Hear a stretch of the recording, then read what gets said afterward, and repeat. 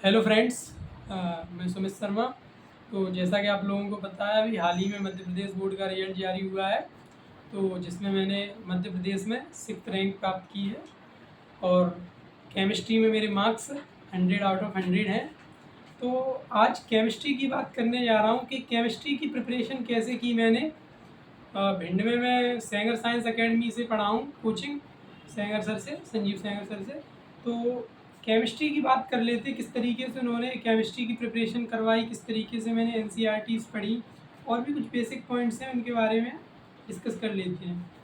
तो शुरुआत करते हैं, जब मेरा सेशन स्टार्ट हुआ था तो केमिस्ट्री में मैं जब सर पे कोचिंग गया तो सर ने क्या किया, दो ब्रांच एक साथ स्टार्ट की, एक फिजिकल केमिस्ट्री, एक ऑर्गेनिक केमिस्ट्री।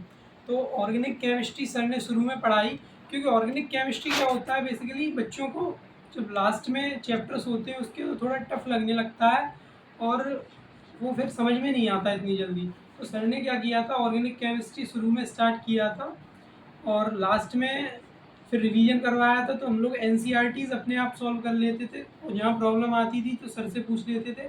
सर ने एक अलग से बैच लगाया था एनसीईआरटी का, जिसमें टोटल एनसीईआरटी पढ़ाई थी, एनसीईआरटी की एक्सरसाइज, एनसीईआरटी के कन्वर्जन, रिएक्शंस वगैरह, तो ये सब चीज़ें।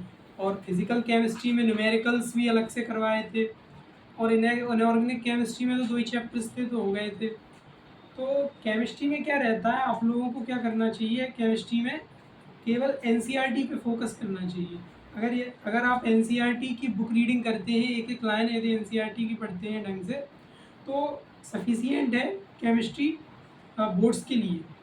क्योंकि ऑर्गेनिक केमिस्ट्री में क्या होता है, ऑर्गेनिक केमिस्ट्री में जो पेपर बनता है वो कभी कभार रिएक्शंस, कन्वर्जन सीधे एनसीईआरटी के बीच से उठा के रख देते हैं।